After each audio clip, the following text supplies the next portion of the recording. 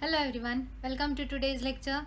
So in the other lecture we studied about coordination in plants and coordination in human beings.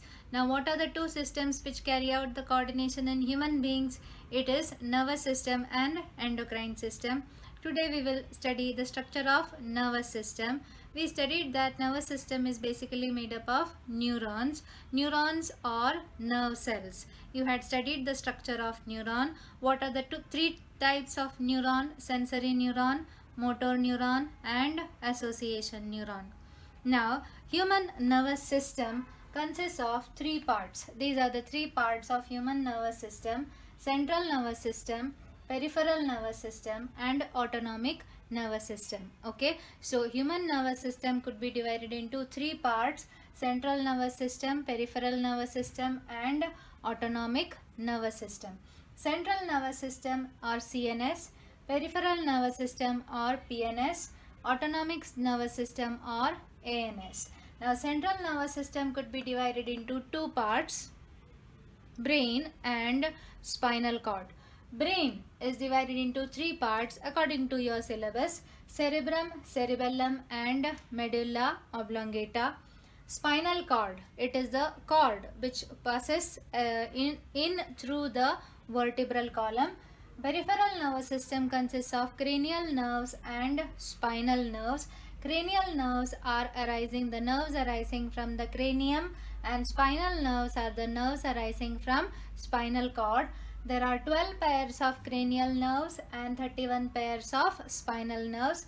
And autonomic nervous system are the nerves of involuntary organs like heart, stomach, lungs, etc. We are having involuntary organs. So the nerves which are connected with the involuntary organs, they come under the part that is autonomic nervous system. So which is the center? The center is this, that is central nervous system.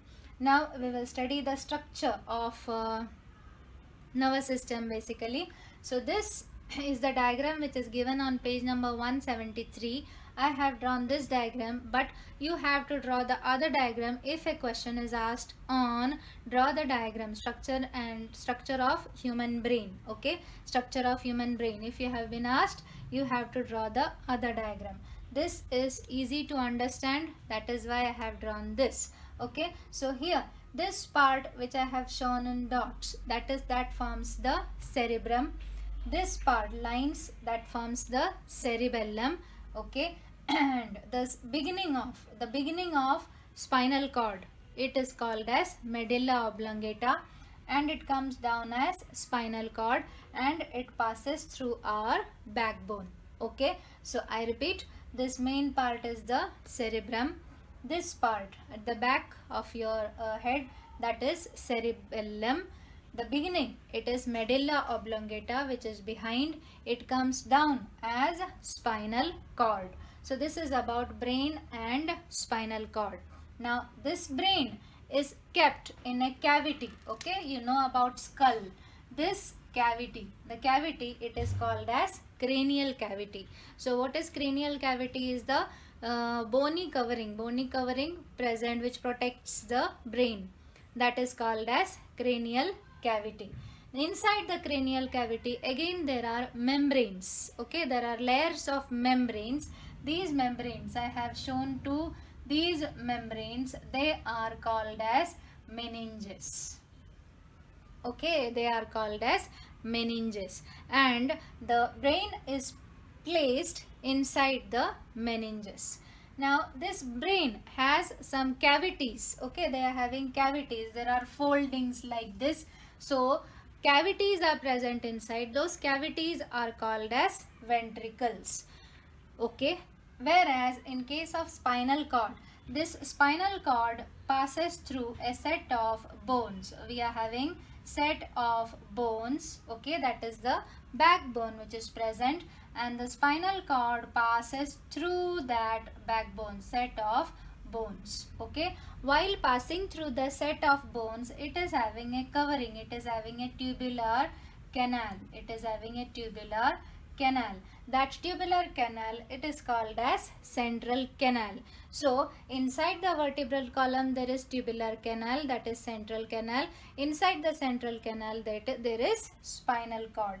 Okay, at the end you may see on page number 174 there are some tail like structures at the end. That tail like structure is called as phylum terminal of spinal cord. Okay, so this is about spinal cord. CSF. Okay, what is CSF? This CSF is present here also. CSF is cerebrospinal fluid, which is present in the meninges, okay, in the meninges and in this tubular canal also. Okay, it is filled inside the cavity.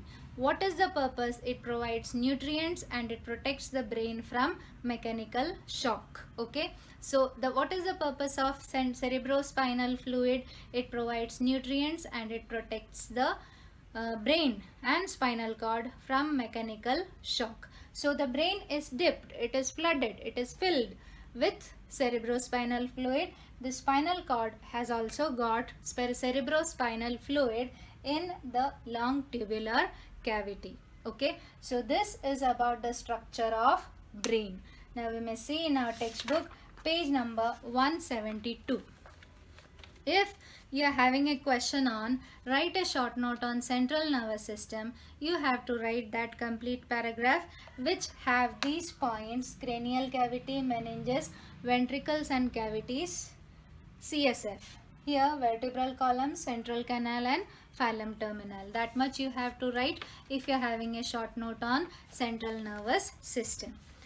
Page number 173. The brain of an adult weighs about 1300 to 1400 grams and it consists of approximately 100 billion neurons.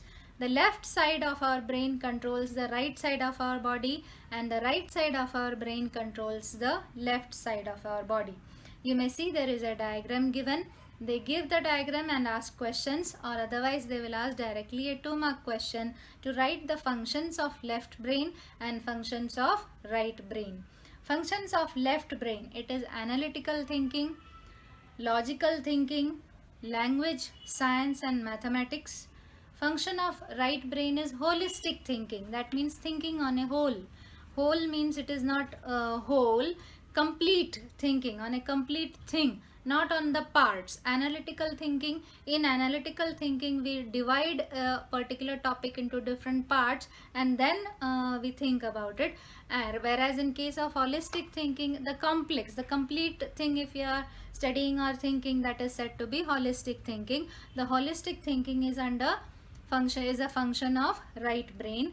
Intuition, creativity, art and music, these are the functions of right brain. It is an important question. Next, cerebrum. It is the largest part of our brain. It can be divided into 2 hemispheres which are called as cerebral hemispheres. These hemisphere is joined by a tuft of nerves which is called as nerve tracts. Okay, tough fibers. It is called as nerve tracts. You may underline an objective. Cerebrum occupies 2/3 of the brain, so it is also called as large brain. Its surface has deep irregular ridges. Okay, the ridges, these you may see here, these like this, there are grooves and ridges. They are called as convolutions. Okay, they are called as convolutions. What is the purpose of that convolution? Convolution increases the surface area of the brain. That means more and more neurons can be accommodated in that particular space. Okay. Next is cerebellum. This is the smaller part of the brain situated below the cerebrum at the back of the cranial cavity. Its surface shows shallow grooves instead of deep convolutions. So in cerebellum there are shallow grooves and not deep grooves. Medulla oblongata is the hindmost part of the brain.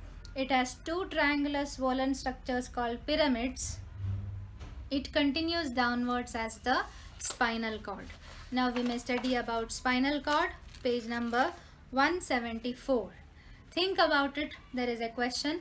An injury to the medulla oblongata can lead to death. Okay. Now you may see, to understand the answer of that, you may see the functions which have been given in a table below. What are the functions of medulla oblongata? It is to control the involuntary activities like beating of heart, blood circulation, breathing, sneezing, coughing, salivation, etc. Now you may see all these are very important activities which are taking place in our body, and they are involuntary. It is not under our control. So if there is an injury to medulla oblongata, it can lead to death because all these activities will come to a stop. Okay.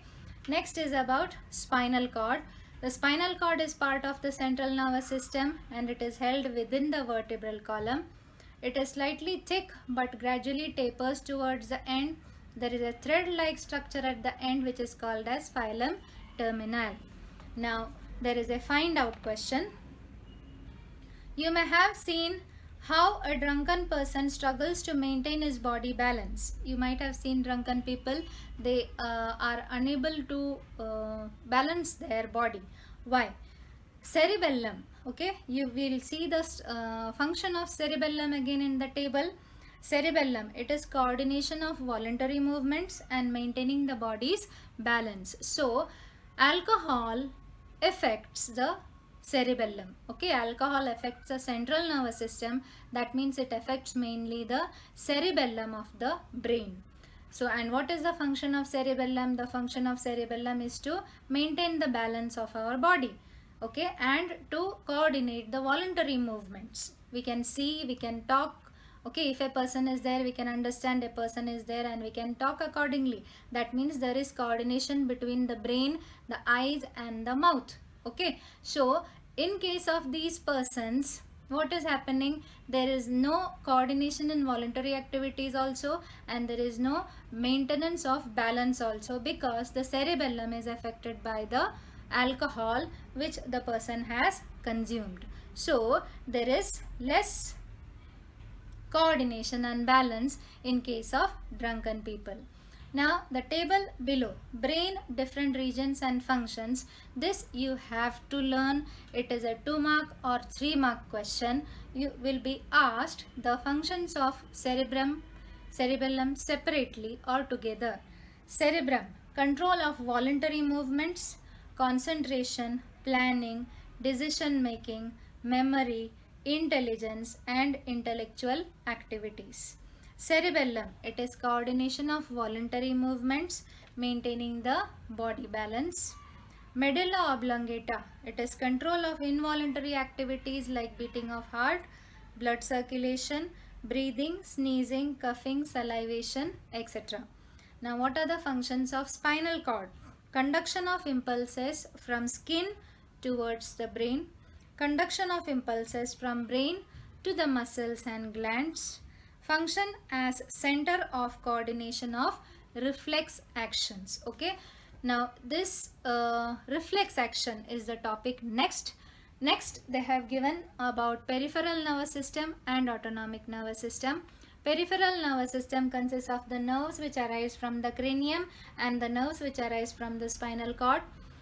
Cranial nerves are of 12 pairs and there are 31 pairs of spinal nerves. And autonomic nervous system are the nerves of involuntary organs which are concerned with the involuntary organs like heart, stomach, lungs, etc. So this is about human nervous system. Now we may move on to the next topic, that is reflex action. Now the next topic is reflex action. In the other lecture I had discussed about reflex action. That means once you get a pinch from anybody, immediately you take back your hand. Okay, otherwise if you come in contact with a hot object without knowing, unknowingly or involuntarily, you take back your body part, isn't it? That action which is immediate and involuntary, that is called as reflex action. So you may see, what is reflex action? An immediate and involuntary response given to a stimulus from the environment, that is called as reflex action. What do you mean by stimulus? Stimulus is any change which is occurring around the body. Okay, in the environment means besides, outside the body part. So this is called as reflex action. Now how does this reflex action occur? First of all, the reflex action, any stimulus, it is caught up by the sensory organ. Okay, the sensory organ receives the impulse, and that impulse is passed on to the sensory neuron. Sensory neurons are type of neurons which carries the impulses, electrochemical impulses from the sensory organs to the brain. Okay, but here it is not the brain which is working in between. Brain has enough amount of work, it is busy, so by that time immediate action is taken by the spinal cord. Okay, in reflex actions, immediate action is taken by the spinal cord. Inside the spinal cord, the whatever action, whatever stimulus is there, that is interpreted. Okay, it is interpreted by the association neuron, and what has to be done, that is decided by the spinal cord, and that information is passed on to the motor neuron. Motor neuron takes it to the effector organ, that is the muscle. Okay, that is the muscle. The muscle contracts and our hand is immediately pushed back. Okay, so this is an arc which is being forwarded, the messages are forwarded. That arc, there it is said to be reflex arc, and that action, it is called as reflex action. So what is reflex action? It is an immediate and involuntary response given to a stimulus from the environment. So you may see, first the stimulus is received by the sensory organ. From the sensory organ, it is taken up by the sensory neuron. The sensory neuron takes the electrochemical impulses to the spinal cord.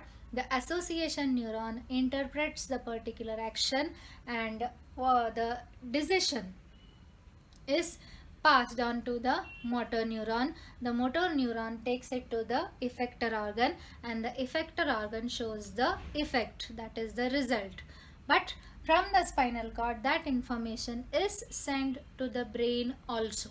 Okay, it is sent to the brain also. For example, it is just an example, you might have observed, if you fall from a cycle, okay, immediately you don't feel any type of pain at that moment. Okay, at that moment you only want to act according to the particular stimulus, that is the surroundings, isn't it? After some time you feel that it is paining, the next day it is feeling that it is paining, isn't it? So that action, it is done by brain, we can think like that. Okay, so the immediate action is taken by the spinal cord, but the information is sent to the center, that is the brain. Okay, this is about reflex action. Page number 175, there is a figure given, 15.16. This is a very important question. It is a 5-mark question. Okay, they will ask you the questions which have been given below. Observe the above figure carefully, and as per the numbers in that figure, answer the following questions. What is happening at 1 and 2? You may write, stimulus of heat is received by the skin at 1, and hand is withdrawn at 2. I repeat, stimulus of heat is received by the skin at 1, and the hand is withdrawn at 2.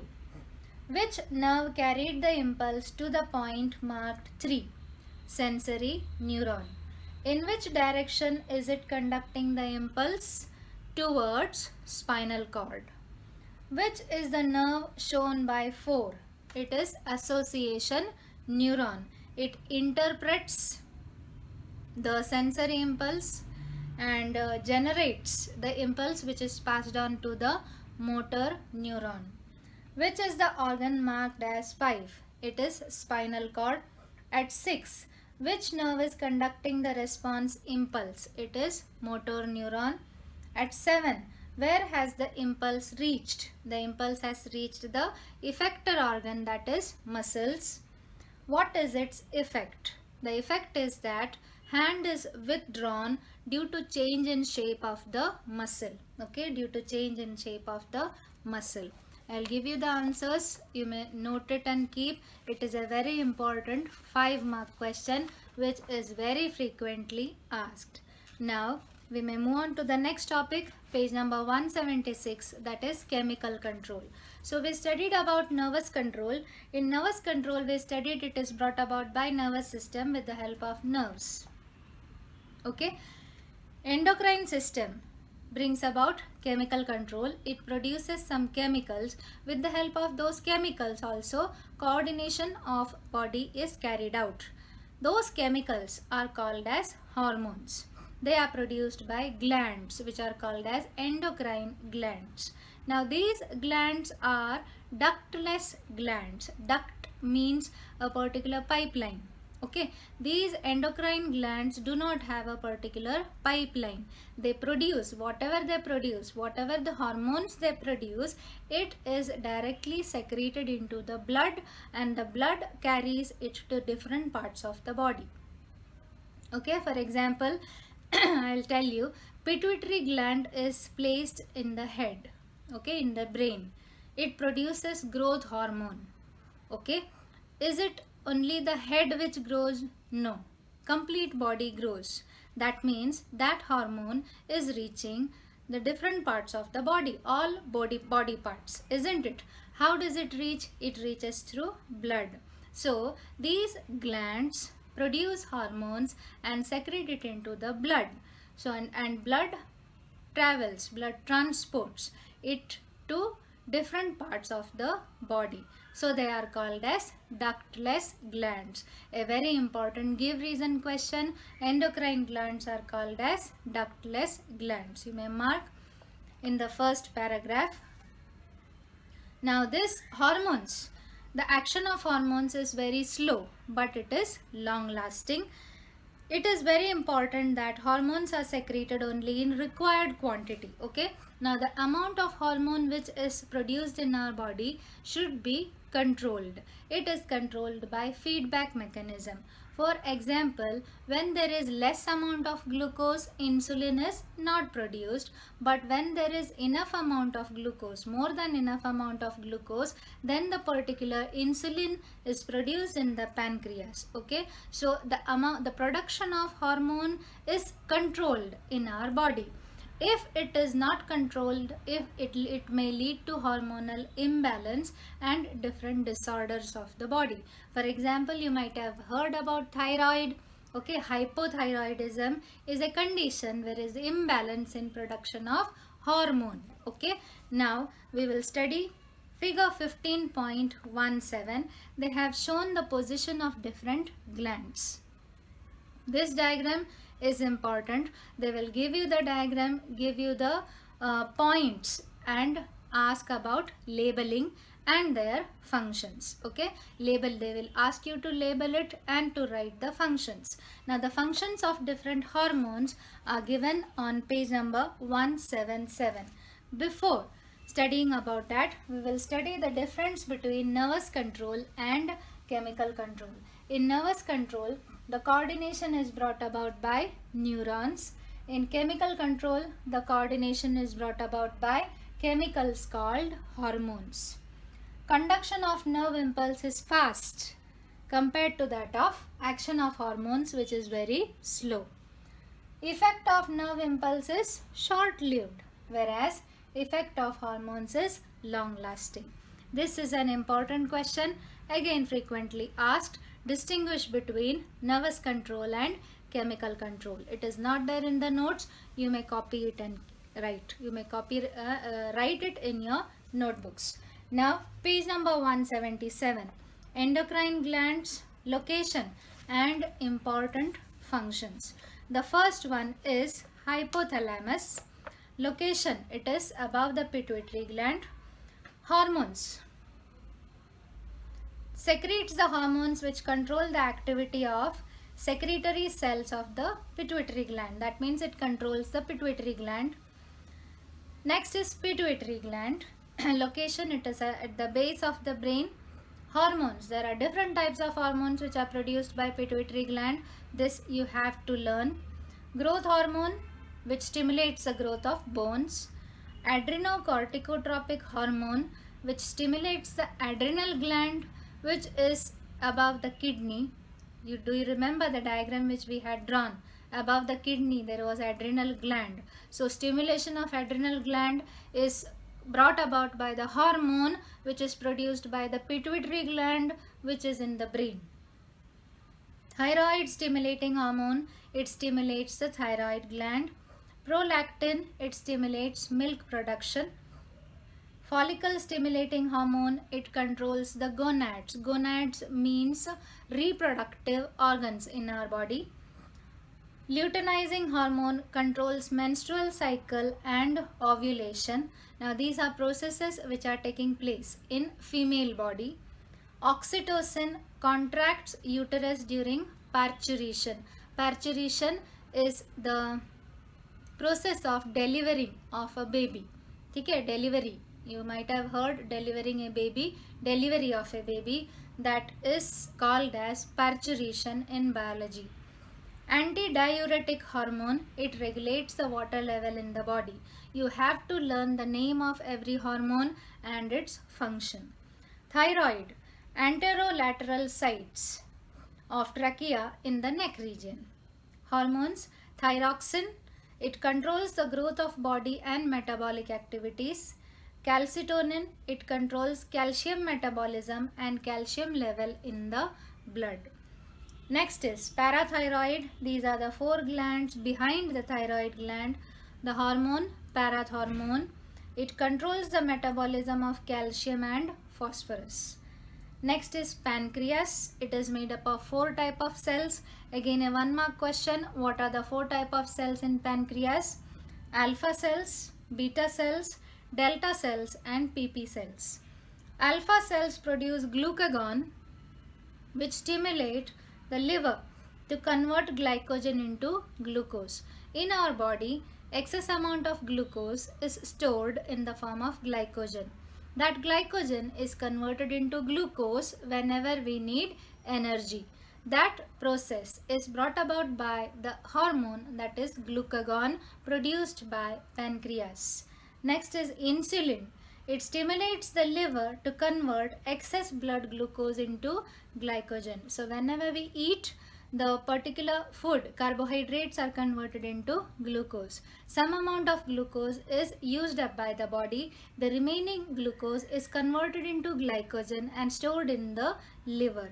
Whenever we need it, that glycogen is converted into glucose. So this is brought about by 2 hormones. Glycogen to glucose is brought about by glucagon, and glucose to glycogen is brought about by insulin. Delta cells produce somatostatin, which controls the levels of insulin and glucagon. PP cells or F cells, that produces pancreatic polypeptide. It controls the movements of intestine and controls the secretion of pancreatic juice. Now the next is adrenal gland. It is on the anterior end of each kidney. What are the hormones? Adrenaline and noradrenaline. It controls the behavior during crisis and emotional situations. It stimulates heart and its conducting tissue and metabolic processes. We can tell it as a hormone which decides how we are going to act in particular conditions. Okay, in particular conditions of tragedy or comedy. Okay, next, corticosteroid. It maintains the balance of Na plus, that is sodium, and K plus, potassium, and stimulates metabolism.